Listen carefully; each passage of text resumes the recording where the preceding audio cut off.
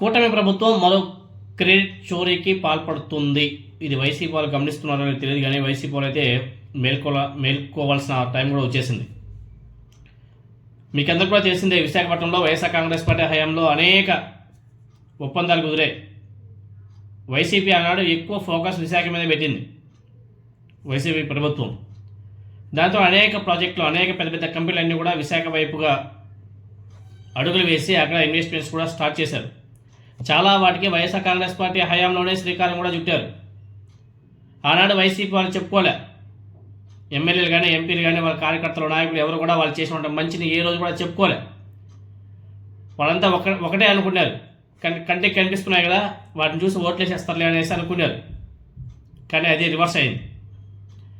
ఆనాడు వైసీపీ గవర్నమెంట్లో పురుడు పోస్తున్నటువంటి కొన్ని కంపెనీస్ కానీ కొన్ని ప్రాజెక్టులు అన్నీ కూడా ఇప్పుడు నిర్మాణం పూర్తయ్యి ప్రారంభోత్సవానికి సిద్ధమవుతున్నాయి. ఆ ప్రారంభోత్సవానికి తెలుగుదేశం పార్టీ నాయకులు వెళ్ళి ప్రారంభోత్సవాలు చేసి వాళ్ళ క్రెడిట్లు వేసుకోవడానికి కూడా సిద్ధంగా ఉన్నారు. కూటమి ప్రభుత్వం తమ ఖాతాలో వేసుకోవడానికి ఇది మొత్తం కూడా మా ప్రభుత్వం వల్లే వచ్చింది అనేసి చెప్పుకోవడానికి సిద్ధంగా రెడీ అయిపోతుంది. కాబట్టి వైసీపీ వాళ్ళు ఇప్పుడు మేల్కోవాల్సిన టైం కూడా వచ్చింది.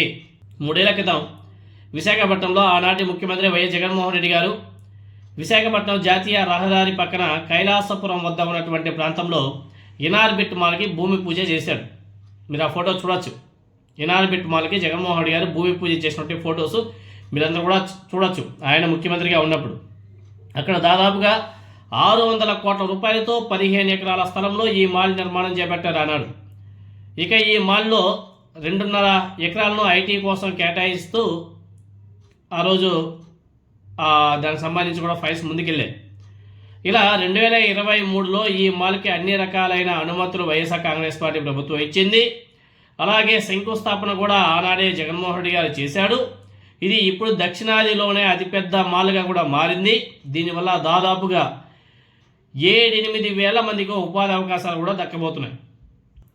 ఈ మాల్కి తొందరలోనే ప్రారంభం చేయడానికి కూటమి ప్రభుత్వం తహతహలాడిపోతుంది, సన్నాహాలు చేస్తుంది. మాల్ తమ క్రెడిట్ అనేసి కూటమి నేతలు చెప్పుకోవడానికి సిద్ధమైపోతున్నారు. ఆల్రెడీ మొదలుపెట్టేశారు.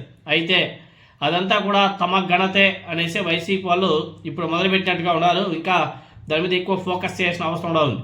దాంతోనే ఇనార్బిట్ మాల్ ప్రారంభంతో మరో క్రెడిట్ వారికే తెరలేపనుంది. అయితే ఎవరు ఇన్ని చెప్పుకున్నా జనాలకి అన్ని విషయాలు తెలుసు అనేసి వైసీపీ నేతలు అనుకుంటున్నారు, కానీ చాలా మందికి తెలియదు. కాబట్టి దానికి తెలియజేసిన నెససరీ వైసీపీ నాయకులకు, సోషల్ మీడియాకి, వాళ్ళ కేడర్కి ఉంది.